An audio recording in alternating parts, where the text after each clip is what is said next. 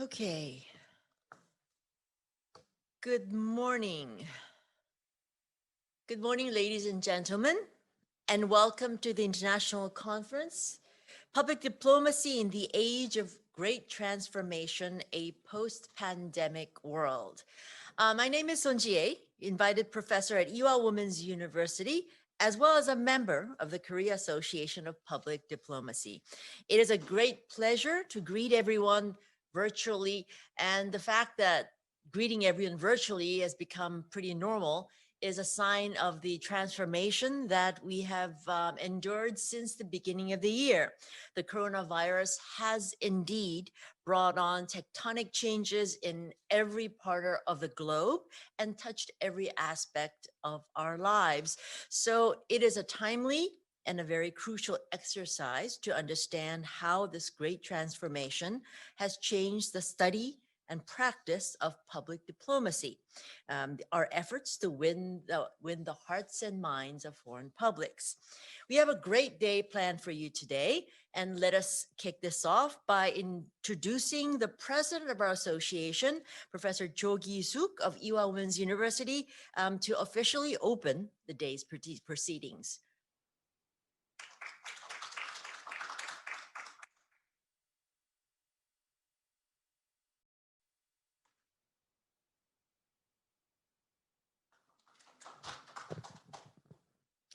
Good morning, ladies and gentlemen. Good afternoon and good evening to the participants in the United States. And Ambassador Jang Jae-bok for Public Diplomacy of the Republic of Korea and Director Jay Wang of the USC Center on Public Diplomacy and honorable speakers and guests. I'm very pleased and honored to host this international conference by inviting world-class scholars from home and abroad, the US, Europe, Australia, and Japan as a part of the annual conference of the Korean Association for Public Diplomacy.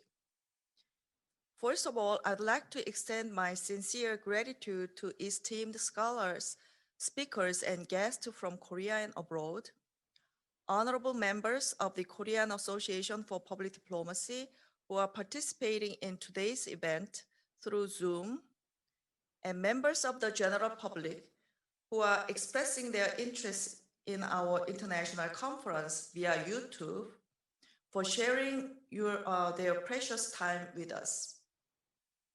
The KAPD convened its first academic conference on the 2nd of July this year, and many congratulated its foundation with strong support in spite of the COVID-19 pandemic. To my knowledge, the KAPD remains the first and the only academic association for public diplomacy in the world to date. Public diplomacy is not a traditional discipline, but a new academic field established to address the rampant social issues that arose in the era following the September 11 attacks. Indeed, the concept of public diplomacy in the traditional sense existed even during the Cold War years as a way to spread propaganda. This is why Ian Mellison named the post-9/11 model of public diplomacy as the new public diplomacy, to be distinguished from the old one. Public diplomacy in the 21st century aims at mutual understanding and relationship building through genuine dialogue with foreign publics. This idea is also the lesson learned over the long history of human evolution that we can achieve what is truly in our best interest by collaborating with others to pursue shared prosperity and mutual interests. Today, the global order is facing another challenge. These times of great transformation often bring about widespread confusion as we found our line of sight obscured. What we need in times like this is the wisdom of great scholars to gain keen insight into our future. Early this month, Mr. Joe Biden was elected as the President of the United States. And I know one thing clear, that any president of the US will be more aware of the importance of the public diplomacy than current President Trump. However, many of us are still wondering what's going to happen in the New World Order and its impact on public diplomacy. And I believe the keynote speaker, Jung In-moon, the special advisor to the President Moon Jae-in, is the one who would provide us with great insight on this topic. I'm also thrilled with Director Jay Wang's keynote speech on public diplomacy reset, concept, practice, and pedagogy. As the title implies, another leap toward an elevated level. In the first session, Professor R.S. Jaharna and Kadir Ayhan will make presentations on effective strategies of PD under the COVID-19 pandemic and reflections on it. In the afternoon, new media in the post-pandemic world will be examined by Professors Changyal Kim and Suwon Kim. In the final session, Professors James Pemont and Jie Son will deal with new emerging issues and areas of PD in the post-pandemic world. It is meaningful. Both speakers are dealing with information distortion by fake news or the media. Now, upon briefly introducing today's program, it occurred to me that we have achieved one of the most important goals for which we originally found the KAPD. Until recently, public diplomacy had been mainly studied by political scientists and media and communication scholars, but the silos between these disciplines are too stringent to create synergy, leaving each discipline confined to its own domain. As you can see from today's program, I realize that this conference has paved the way for truly interdisciplinary dialogue and research. We explored sustainable ways for this international conference to help research and education in the long term rather than end up as a one-off occasion. Most presenters have promised to contribute their papers to the inaugural issue of the English Journal of our association, titled The Journal of Public Diplomacy, which will be the first PD journal published next year. The journal will serve as a platform for continued exchanges of ideas between scholars and practitioners. Each session in today's conference will be edited and uploaded on the YouTube with English translated subtitles. We hope that these videos are used as a teaching aid by public diplomacy lecturers around the world. I give my sincere gratitude to the speakers for their future contribution. The annual conference, which will continue until tomorrow, will also feature research seminars on educational diplomacy, public diplomacy policy, and the Korean Wave, and workshops on how to utilize Korean Wave contents in public diplomacy education. I would like to humbly request your continued support and interest in our sessions tomorrow. Before I finish, I'd like to express my deepest appreciation to the Ministry of Foreign Affairs, particularly Director General Seo Eun-ji and Ambassador Jang Jae-bok for their wholehearted and generous support, which made this conference as well as our inaugural conference to take place.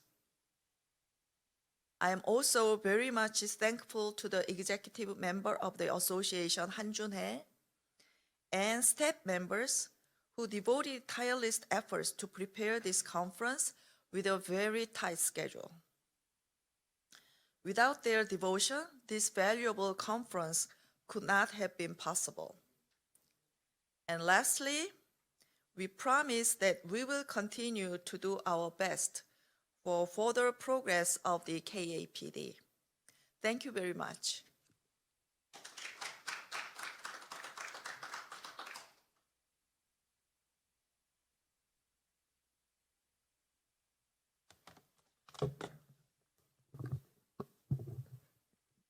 Thank you, Professor Cho. We are having a little bit of technical difficulties with, not here, but I think through our YouTube channel. So we're going to pause just for a second, well, not a second, but just for a little while we take care of the technical difficulties. So bear with us just for a moment. And they're going to give me a sign when we can go on. So, yeah, well, it may cause a lot of people to turn the channel. So, okay, yes. So we apologize for the technical difficulties. Another thing that we have to live with in this era of YouTube and streaming. So I mean, you missed a great opening speech by our president, but the rest of the day filled with wonderful speeches and presentations is awaiting for you. First and foremost, we are very honored to have with us Ambassador Jang Jae-bok, who is Korea's Ambassador of Public Diplomacy. He will give us his speech, opening welcoming remarks on the transformation that public diplomacy is going through. Ambassador Jang.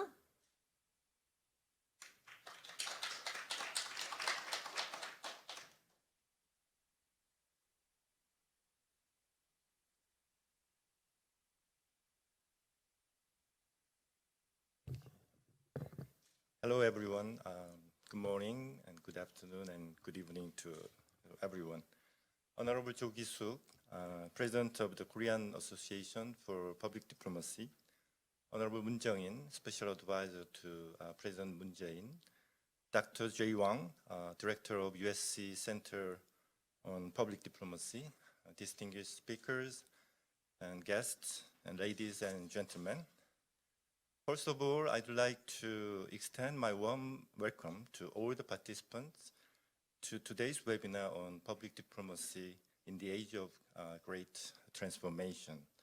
Thank you all for joining us online as well as offline from various parts of the world for the very first international conference organized by the Korean Association for Public Diplomacy, KAPD. The Ministry of Foreign Affairs is very pleased to sponsor this meaningful event. We are about to bid farewell to the year 2020, which must have been a very unusual year for everyone. The spread of COVID-19 has not only affected our daily lives in every aspect, but it also completely transformed the paradigm of public diplomacy. Many cultural and public diplomacy events had to be canceled or rearranged as the pandemic crisis continued. However, our efforts put into public diplomacy have grown even more, using online and offline platforms to reach out to foreign public on a wider scale. Korean diplomatic missions abroad stepped into a new path of digital public diplomacy and explored a variety of innovative methods to effectively communicate with foreign audience. Untagged K-pop challenge, online taekwondo postures competition, and Korea Tourism UCC contests are just a few examples of creative online events that our diplomatic missions delivered this year. Today's webinar is yet another example of how we can expand the frontier of public diplomacy, notably through synergistic collaboration between KAPD and the ministry. Furthermore, as the pandemic crisis called for a global cooperation, it has indeed brought a new spotlight to long-standing universal values such as solidarity.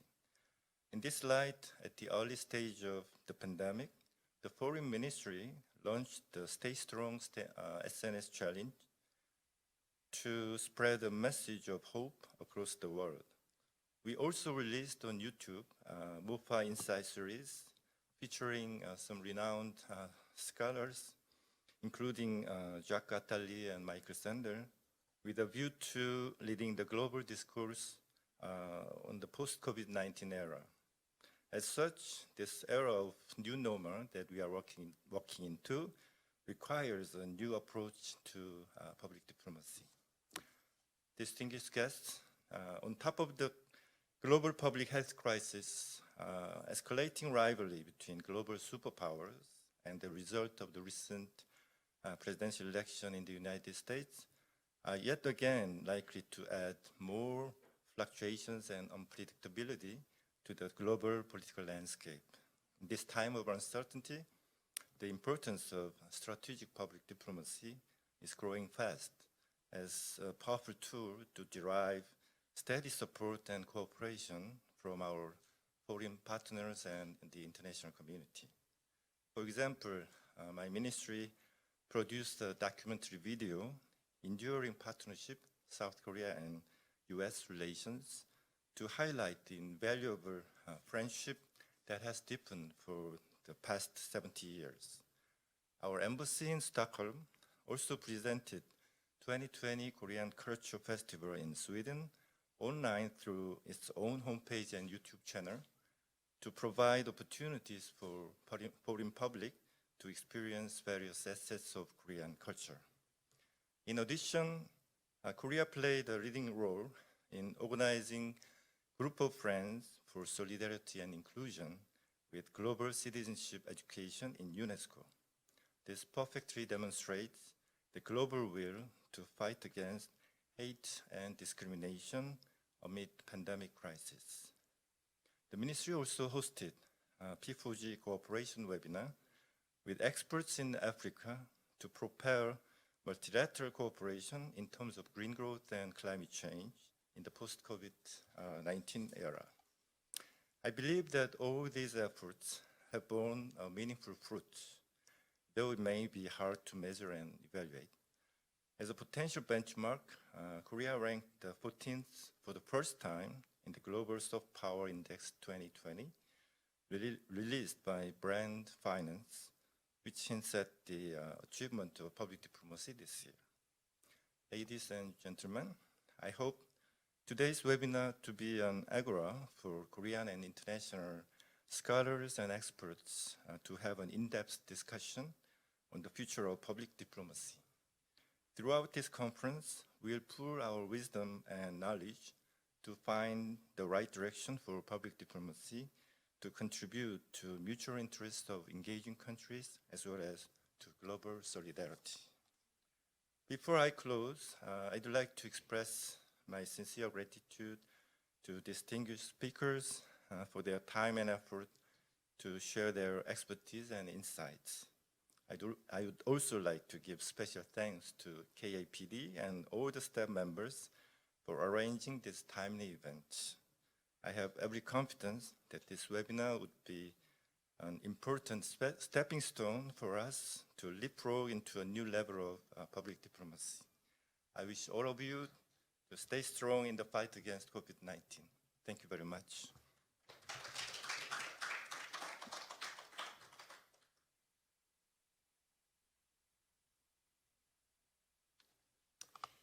Thank you, Ambassador Zhang. He really laid out the emphasis about public diplomacy, especially in the difficult world that we live in. As he talked about throughout the day, we will be hearing from experts from Korea as well as around the world about the different dimensions of this transformation as it pertains to public diplomacy. And to set the tone, we have two special keynote speakers from opposite sides of the Pacific. Let's start off in California, where we have Jay Wang, who is the director of the USC Center on Public Diplomacy. The USC Center for Public Diplomacy is one of the pillars of the study of public diplomacy in the world, I'd like to say.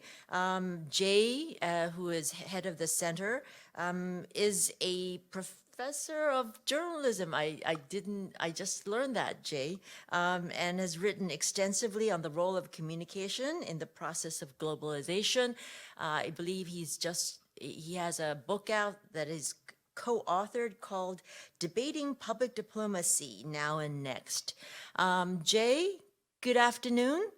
Happy Thanksgiving. I hope you're with us. We are very grateful that you have agreed to spend a part of your Thanksgiving day with us, but we are also eager to hear your thoughts on resetting public diplomacy.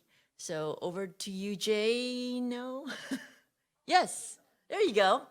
See, I knew you'd pop up, Jay. Hello, nice to see you again. Hope you're doing well. Hello, everyone. Thank you, Ji.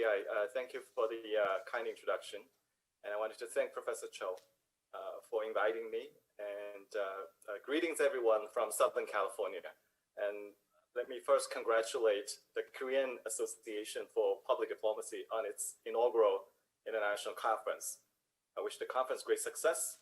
And I'm very honored to be invited and to join Mr. Cho In-moon for the opening session.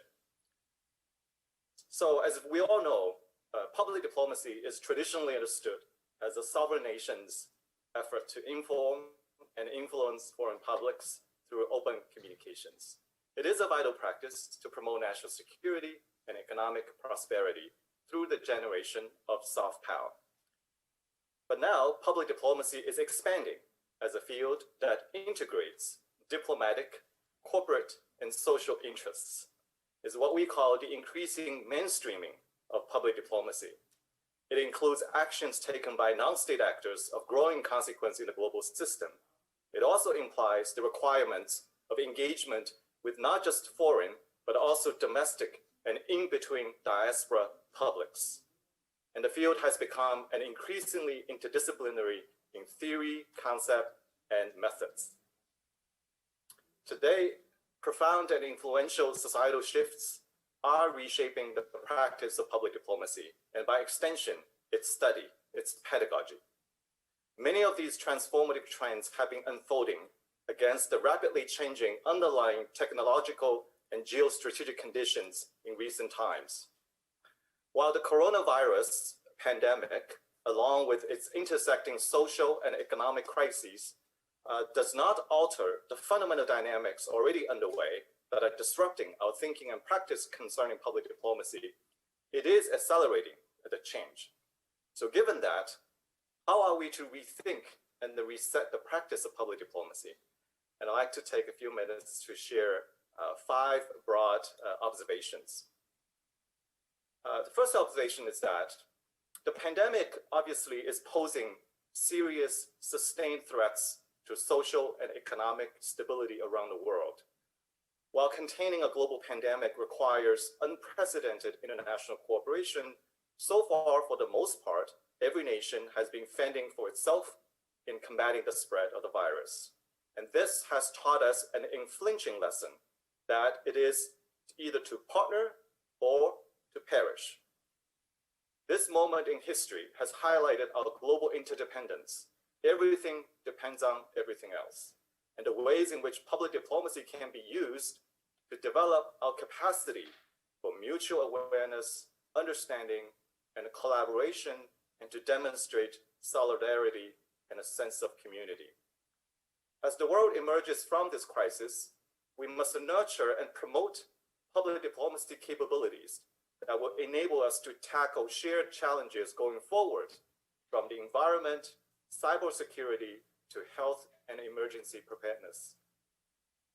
My second observation is about recapturing the global imagination of America. The time also calls for a reset and a renewal of American soft power and public diplomacy. The mismanagement of COVID-19 pandemic in the US is increasingly seen around the world as a failure of governance in controlling a major public health crisis. America has suddenly become vulnerable in the eyes of the global public. There has also been uniform disapproval by foreign publics and governments alike of recent US international policies, from increasing tariffs on global imports to withdrawal from international climate change agreements to building the US-Mexican border wall. Meanwhile, the dramatic rise of bigotry and xenophobia, amplified by the excess of political rhetoric, especially in the digital space, undermines America's appeal and attractiveness as a nation of tolerance and inclusiveness. In a word, it weakens America's global standing. Now, the world recently watched the US elections with great fascination, lots of trepidation. Clearly, people around the world care about the election result, but above all, America's democratic system that has inspired populations throughout the world. My next observation concerns public diplomacy and our tech economy. The world economy is steadily connected and integrated. This is manifested in the sprawling worldwide economic relations, which now include the fast-growing cross-border trade through e-commerce and the rapid growth of emerging economies and markets. Technological advances provide a key capacity for globalization to develop and expand. Nowadays, every business is a tech business, so to speak, and our economy is a tech economy. As digital innovation is rewriting the rules of our society and economy and society, it also poses significant societal problems, and its future prospects remain indeterminate. We are seeking to establish norms and frameworks to guide digital practices and their associated business models, and to address the manifold implications as demonstrated in three broad policy areas, including data governance, the future of work, and a concentration of power among tech firms. The public's concern over digital technology and its deep personal as well as broad social and geopolitical consequences has increased, and it will only continue to grow. These technology-led developments and their attendant policy issues have a direct impact on the shape of the global marketplace. As some have argued, economic security is national security, because a stable global marketplace requires a functioning global order, which also includes a functioning level of digital trust. So there are important possibilities and, in fact, necessities to bridge the worlds of business and diplomacy, and to reimagine their linkages and their roles as we navigate through these complicated and difficult global policies and issues. Now, public diplomacy is also local. In foreign relations and communication, the compartmentalization of so-called domestic and international is perhaps only meaningful at an analytical level, but certainly not in practice. Examples abound of international policies and actions are extensions of domestic situations, as well as felt influences of international relations on domestic dynamics. Leaders at the local level around the world are embracing international affairs as it relates to a host of urban and community priorities, from economic development and cultural engagement to addressing mounting shared challenges. Subnational diplomacy, for instance, city diplomacy, is a powerful tool for international engagement at the local level. It provides a much-needed anchoring mechanism to generate goodwill, reciprocity between communities and peoples across national boundaries. its value has risen steeply at a time when national level actors often face or create political and bureaucratic gridlocks. Above all, to thrive in a globalized economy and a diverse society, local communities need cultural and global networks, skills, and competencies. And we need to build broad domestic public support for global engagement and responsible statecraft. Well, last but not least, the great power rivalry and the role of public diplomacy. A nation's socio-economic development engenders political power and international influence with potential impact on the balance of power on the world stage. The political realignments in various parts of the world are multi-layered that defy a dichotomous either-or approach. It is a world of networks, as Anne-Marie Slaughter wrote, quote, intersecting and closely overlapping in some places and more strung out in others, end quote. And it is complicated as we look at the consequential relationship between the United States and China with both converging and diverging interests and values. I am reminded of Walter Lippmann's admonition in 1943 that a nation's conduct of foreign relations, as in all other relations, can only be considered when commitments and power have been brought into balance. Lippmann cautioned the US for prudence and restraint that were, quote, consistently practiced by the founding fathers of not underestimating the risks of their commitments and of not overestimating their own power, end quote. In this age of global connectedness, there is no time to learn from our mistakes in handling critical matters like the US-China relations. Both nations need to exercise responsible statecraft by negotiating expectations of one another, as well as building effective mechanisms to settle disputes and induce agreements. At the same time, there is a vital, probably paramount role that the so-called middle power countries, such as South Korea, can play in navigating the web of nuanced relations around the world. If we see the world as a web of networks, South Korea most likely possesses more power and influence than one might think. That is the soft power of connecting and bridging networks of stakeholders across political, economic, and social dimensions on the world stage. As we stand at this critical juncture, can we escape history that is captured in classic theories of great power rivalry? Or are we trapped by our own imagination that will only make the self-fulfilling prophecy come true? A reckoning from the momentous change in 2020 requires us to rethink our premises and our purposes of public diplomacy. Public diplomacy remains a vehicle to advance policies and to foster restraint and cooperation in dealing with other nations, other societies. It is biased against any form of rigidity and embraces adaptation. Indeed, public diplomacy reflects a nation's enlightened self-interest as opposed to predatory self-interest. It provides critical collective linkages between policy and people, and domestic and international. So I lay out some of these broad thinking and observations, and hope that we'll have discussions in the future about all these specific areas.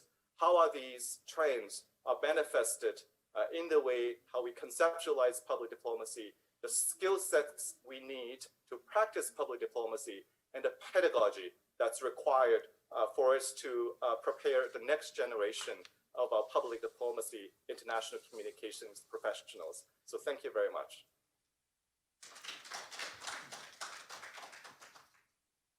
Thank you, Jay. And again, happy Thanksgiving. I think he laid out a number of interesting points, especially like the very last point he made about the US-China relationship and how public diplomacy would be able to serve as a guiding light in the rough waters that we expect in the future. Now we're back home. And we now have a keynote speaker from speech from Professor Moon Jung-in, who is the special advisor to the President of Korea. He doesn't need much introduction in Korea, but just for our participants from overseas, he is one of the most important voices in Korea's international affairs. He has been a institution at Yonsei University, and he hails from the great island of Jeju. So I think I pointed out all the important things. So Professor Moon, we'd love to hear about your speech on the strategic importance of Korea in the coming new world order.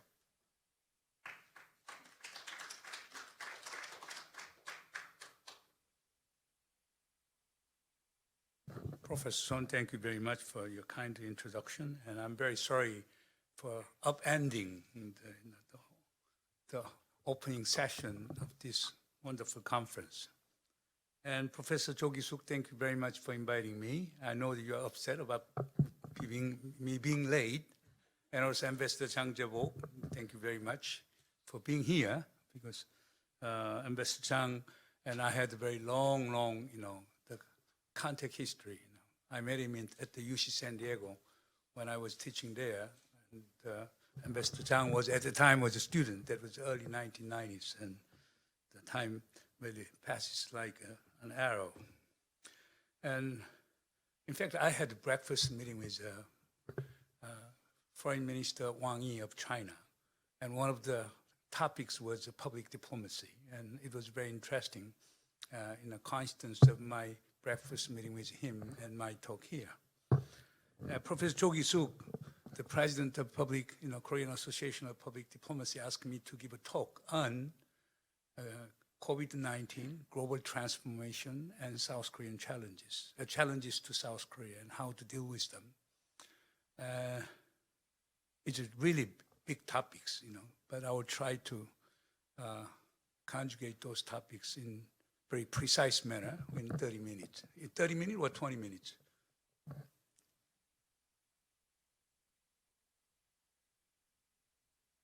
30 minutes? Okay, I will try to be any short. Shorter is better. Okay. Anyway, really, COVID-19 was really like a sudden impact, like asteroids hitting the Earth. We never expected these kinds of things, but there were warnings like AIDS, MERS, SARS, and most recently Ebola. But we all thought, all these epidemics, we have a wonderful public health system, therefore we can overcome them. Therefore, this pandemic has never been part of our national security discourses. Okay? It belonged to public health domain. By the way, I'm not going to use a PPT. I will give a very straightforward talk. Shall I use, or which one is better? I will give this talk. Jay Wang did the same things. Okay. And throughout the history, there are many examples. So-called demise of Western Roman Empire. Okay. Also, the demise of a Han Dynasty, which is a really strong dynasty, but that came to an end because of spread of bubonic disease.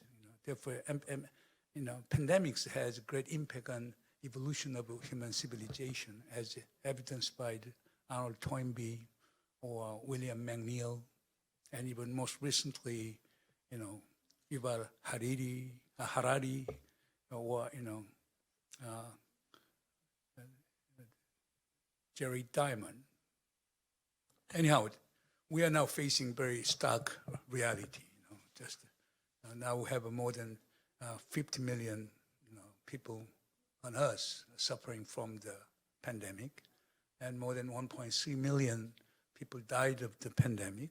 And ironically, the United States has become the really focal point of the pandemic. And when we have pandemics, we all think about the developing countries in Africa, Middle East, or Latin America, Southeast Asia. But now, pandemic does not differentiate whether they are developing countries or developed countries, it has become widespread, touching 5 oceans and 6 continents. But it brought, as Jay Wang pointed out, really it had brought, transformational impact on world society. The economy is changing. In 1930s, we had the Great Depression. 2008 to through 2012, we had the Great Recession, and now we are going through the Great Lockdown. Now there is a worry that the current Great Lockdown could be much worse than the Great Depression of 1930s. Particularly, it is more so because we are now going through second wave and third wave of the pandemic. Okay, growth is going down, growth rate is going down, unemployment is widespread, and the gap between the rich and poor getting worse as a result of the pandemic. And every country is now suffering from the huge public debts. Okay, if the pandemic becomes protracted, the government debt will be exponentially increasing. South Korea is not an exception. Okay, therefore, impact on the economic system has been quite profound. But at the societal level too, now we are having a virtual reality. Okay, distant learning has become the new normal, and this kind of virtual conference has become new normal. We may not go back as before. Okay, and also, as several scholars have warned, including Yuval Harari, surveillance society has become new norms too. Okay, that could remind us of the George Orwell's 1984. And also, as a result of great lockdown, people are suffering from psychological distress, depression. Therefore, new normal is not really good normal. It is a really tragic normal. Okay? It's just really somber. Okay? And political impact is also great. Now every society is going through the big debate, which is better. All countries strive toward achieving liberal goals as prescribed by the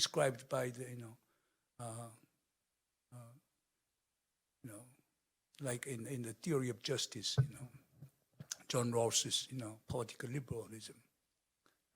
They should extend the care to the worst in society. Okay, however, in reality, that is not the case. Great Britain, Italy, even Sweden, they have gone through the whole very utilitarian approaching. Okay, save the young first, let all die, and this idea of herd immunity, which has been experimented in Sweden, ended up with very tragic result. The victims are old people. Okay, and there's a greater infection of the COVID-19 in the Swedish society. But there is another argument too, like libertarian arguments. In other words, individual liberty is more important than the interest of community. Okay, therefore, we cannot accept all this forced imposition of mask wearing. Okay, and they are coming out the street with rifles saying that give me freedom or liberty or death. But that is widespread. Even in South Korea, some folks are making public protest in the street of Gwanghwamun, despite the government guidance that not to show up in public protest. But that has been the case in the United States and European countries. But some countries like Korea, Taiwan, South Korea, Taiwan, to some extent, China, have been successful by adhering to the principle of communitarian approach. In other words, the interest of community is more important than personal liberty. And that was well preserved. And we have shown, our people have shown the quite great degree of conformity with government instructions and guidance. And that is why we have been quite successful, even though now we have second wave of, in fact, it is a second wave of, COVID-19 coming out. But as a result of that, we have been talking about, K-public health, K-quarantine, the Korean model of fighting, COVID-19. But anyhow, likewise, it has brought about great impact on political domain too. And the fate of political leaders also tied up to what extent they have been successful in managing the pandemic or not. Likewise, COVID-19's impact on domestic landscape has been quite extensive. And international politics has been affected by the COVID-19. Now we have a new concept of security. In old days, we have been focusing on military security of nation state. Now we are talking about the human security of global society. There is a huge paradigmatic change. Another big, change is what? There has been growing doubt on the virtue of globalization. Okay, even if globalization comes back, it will be very much, controlled globalization. There's another important implication. Third implication is that if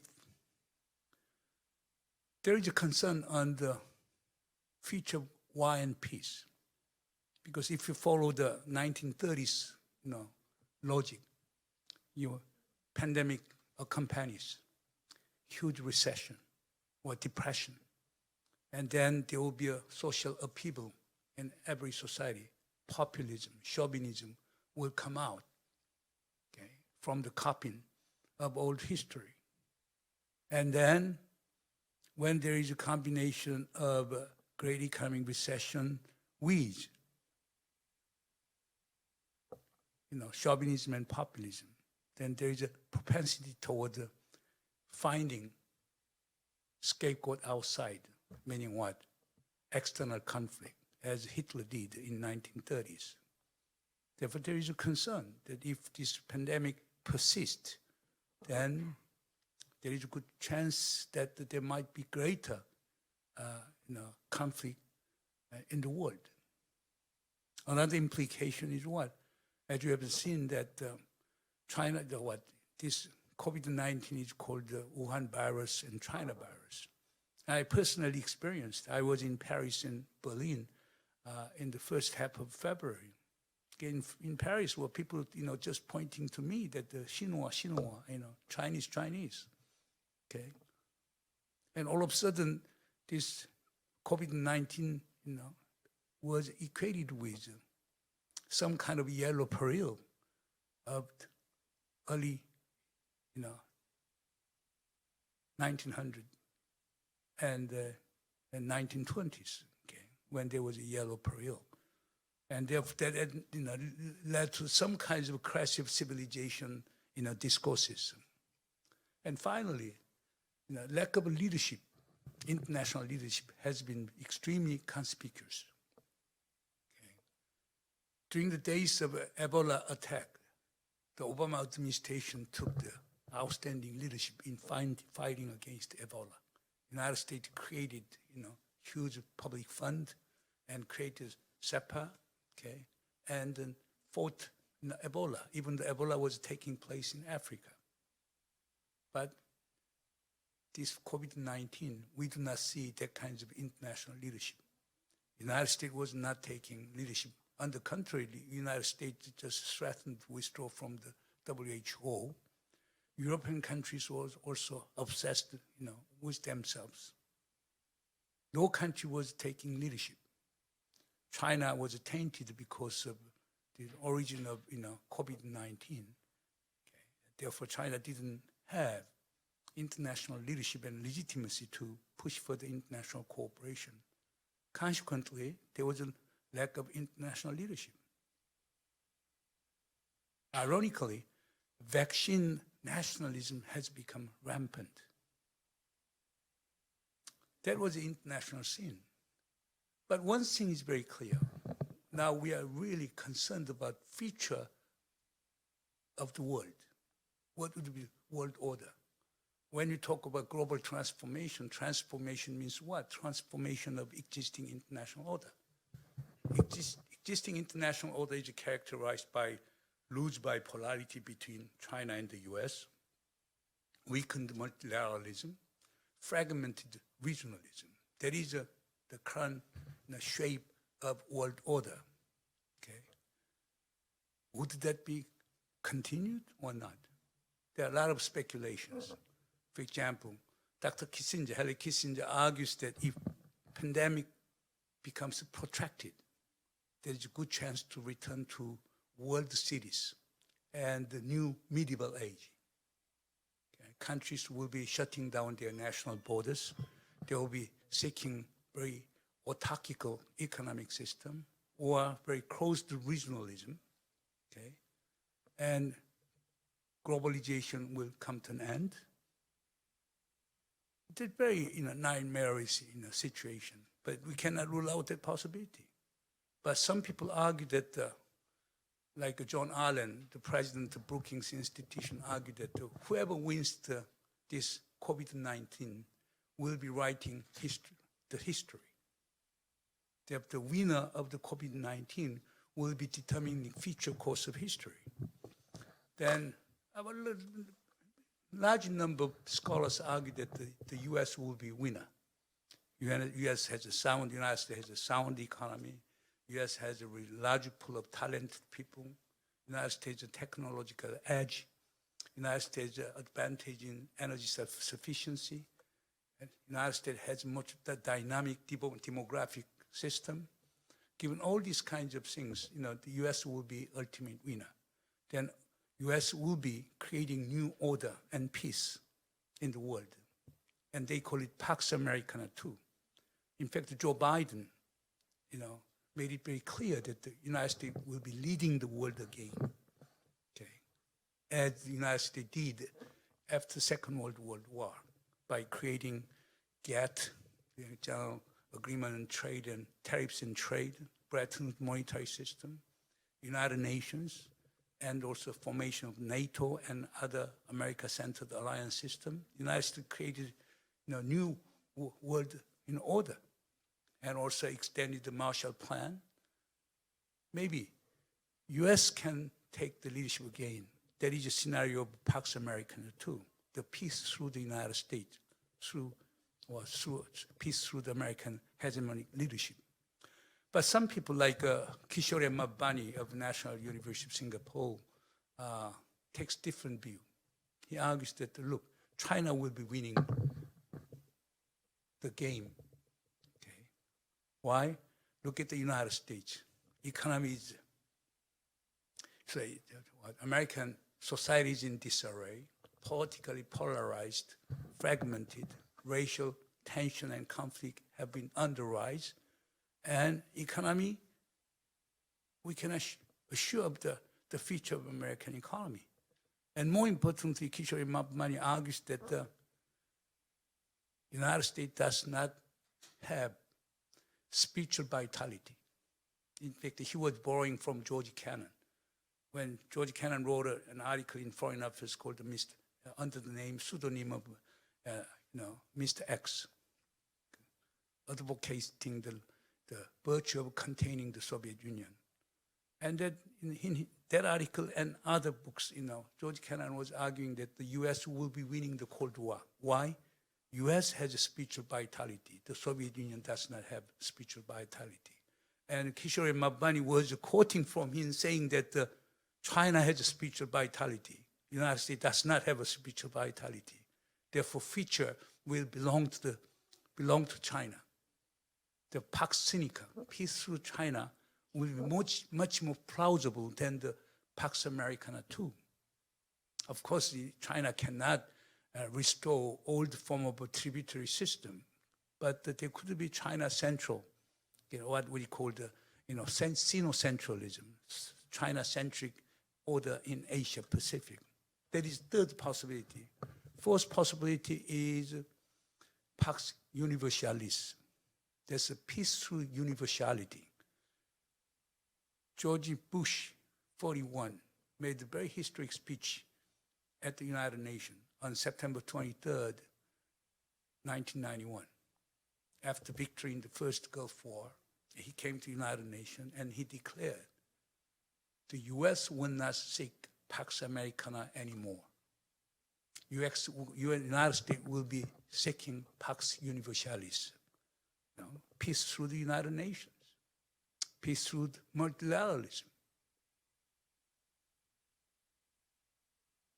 But given the fact that the United Nations and other multilateral institutions have weakened over time, there might be very little chance for the restoration of Pax Universalis. However, if China and the US cooperate each other, and also middle powers like South Korea, Japan, Australia, selected number of European countries, Canada, if they work together, maybe we might be able to restore multilateral order, and we can give us some kinds of attention to the centrality of United Nations and etc. But normatively, it is a correct approach. But practically speaking, that may not be feasible. Finally, there is what continuation of status quo. Okay, I explained about status quo, loose bipolarity between the U.S. and China, and weakened multilateralism, regional fragmentation. And I think that my bet is this: there will be a continuation of status quo. But status quo has three dimensions too. One is improve the status quo, meaning what? U.S.-China relations get better. And worsen the status quo. The U.S.-China relation get worsened. And just continuation of status quo. But given my analysis, I think there will be worsened status quo. Worsened status quo will take form of a new Cold War.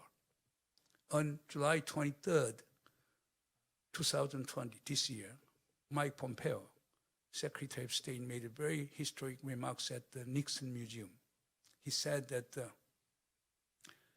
this COVID-19, Wuhan virus, was a result of a lack of transparency on the part of Chinese Communist Party. Chinese Communist Party is repressive of Chinese people. Chinese Communist Party has a global hegemony ambition. If we do not change China, China will change us. And he all of a sudden came up with this lexicon of anti-communism. That is really reminiscent of Cold War. Cold War was all about ideological confrontation. All of a sudden he brought anti-communism to the forefront. And then he argues that we should pursue geopolitical containment of China, economic decoupling of China, and we should pursue techno-alliance to deter Chinese superiority in science and technology. And also he advocated value alliance among like-minded countries or a coalition of democracies to confront Chinese Communist Party. It's really, but in fact, during the days of Cold War, it was all about the ideological confrontation and military confrontation. But now, the US injected economic decoupling and techno-alliance. But this kind of approach has put South Korea in very difficult position. Okay. A lot of people argue that Joe Biden may pursue different policy, but I don't think so. Of course, he will pursue military containment. On economic decoupling, he might be Joe Biden might be much more selective.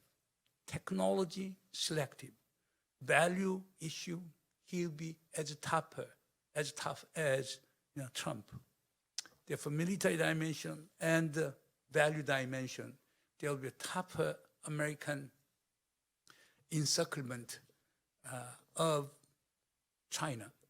Of course, the Biden administration will be using the much softer terms, not like the Trump administration. However, its policy will be tough. And that will put us in an extremely difficult position, okay? If there is a revival of the Cold War in the form of a new Cold War that will restore all the bloc diplomacy, okay? And that will put us in a very difficult position of, the dilemma of existential choice. And also, if China and the US, okay, rivalry fails to be controlled, then there is a danger of Thucydides' trap, as Graham Allison pointed out. Then, as he said, that there could be second Cold War. Okay? And also, economic decoupling would politicize the process of globalization, diminish our welfare, and that will really foster the end to East Asian regionalism. And also, all this pandemic crisis of multilateralism, waning economic wealth and human security issues will put us in very difficult position. Okay? And also another our dilemma is this, as a result of pandemic, if the US and China relations get worsened, then it will be much difficult for us to solve the North Korean nuclear problem peacefully. And also we got to be aware of that the rise of the yellow peril and the possibility of a crash of civilization, okay? Because US-China rivalry will eventually take the form of this racial dimension too. Then what kind of choices do we have? We have at least, I would say that 5 choices. One is pro-American balancing. Okay, America is hegemon, and we take side with hegemon, and deter the rise of revisionist power, China. Another possibility is bandwagoning China. Okay, China. Therefore, that really goes back to 17th centuries. Okay, during the King Injo Yi dynasty. Okay, there was a rising Qing dynasty, declining Ming dynasty. At the time, we took side with declining hegemon called the Ming dynasty. Qing dynasty prevailed, and there was a we all know the Byungja Horan, okay? And as a result, we had the worst humiliating moment in Korean history.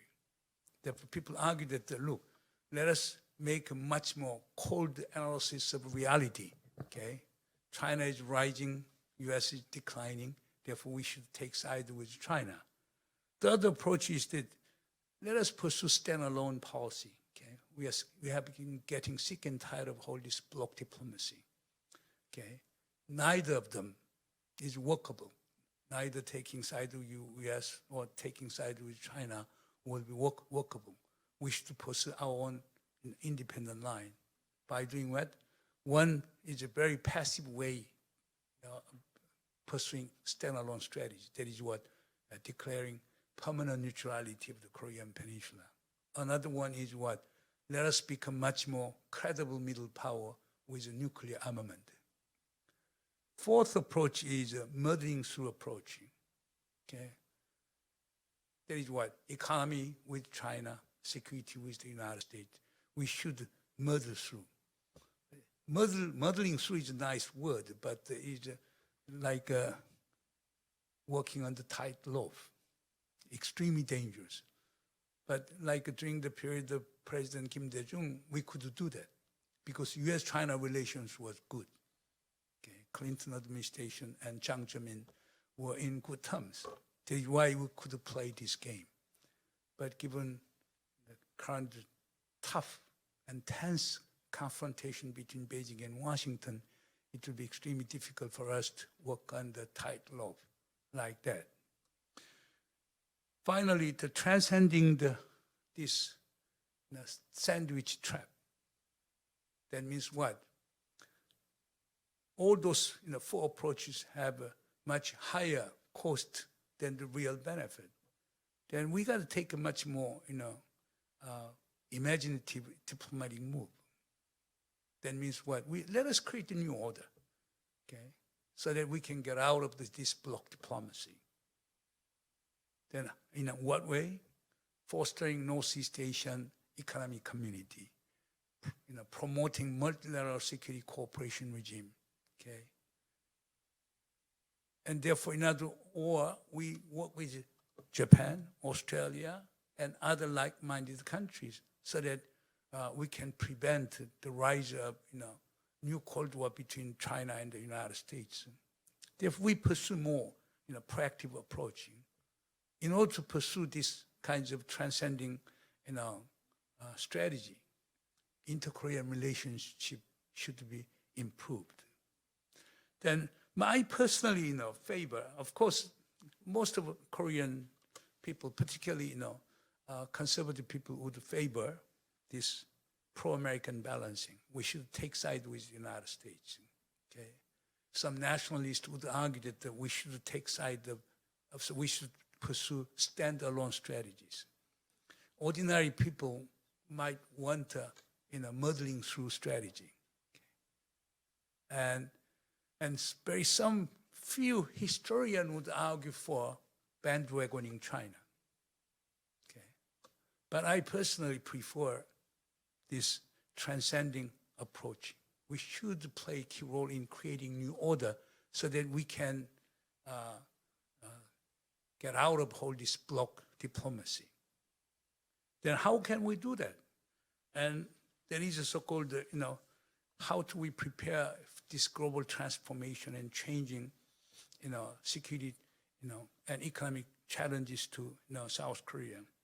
First, I want to emphasize the importance of a smart diplomacy. Smart diplomacy means what? Setting the priority of national interest right, okay? And should be able to articulate policy goals with our policy instruments and resources. And also, most important thing in pursuing smart diplomacy is a contextualized intelligence. We should have a better intelligence of understanding and judging about our external environment. And also we should have a imagination and very flexible strategic positioning. That is what I mean by smart diplomacy. Another element is a principled diplomacy. We cannot pursue anemone diplomacy. We should adhere to our principles. We should be flexible, but we should not be opportunistic.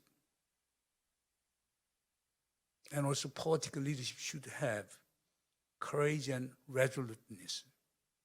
That is what I mean by the principled diplomacy. Third is a national consensus diplomacy. Korean society is extremely polarized. Unless we create a national consensus, we cannot pursue effective, diplomacy. We should seek public support. We should pursue more inclusive deliberation on the agenda of foreign policy and national security. Third, finally, I would advocate the maximization of public diplomacy at home and abroad. Then what kinds of public diplomacy? I would suggest that we should find new niches such as the K-quarantine to deal with the pandemic. And also now Korea has become a success story of graduating from the developing to developed countries. Therefore, Korea development assistance model can be another very important asset of public diplomacy. And also, now we are in the process of the peacemaking on the Korean Peninsula. And we have been quite successful in sending peacekeeping forces abroad under the auspices of the United Nations. And particularly our Jaitun troops in Arbil have been very, very successful. Therefore, that could be another important asset of our public diplomacy. But finding niches is one thing, but the setting agenda is another. Now we have 10th biggest economy in the world. Okay, I would say that we have quite great deal of public power, soft power. Therefore, it is time for us to, we should be able to set the agenda in international fora. And also, another important element of public diplomacy is the expansion of our international constituents. Okay, and also we need to cultivate the horizontal networks. We have been doing quite well, but we should move further. Okay, I would say that the current cultivation of networks and formation of international constituents would be on the threshold level. We haven't really crossed the threshold. Therefore, we should be more active on that one too. Finally, it is very important to show legitimacy and leadership in pursuing public diplomacy. Without legitimacy, you cannot be successful in pursuing public diplomacy. Thank you very much.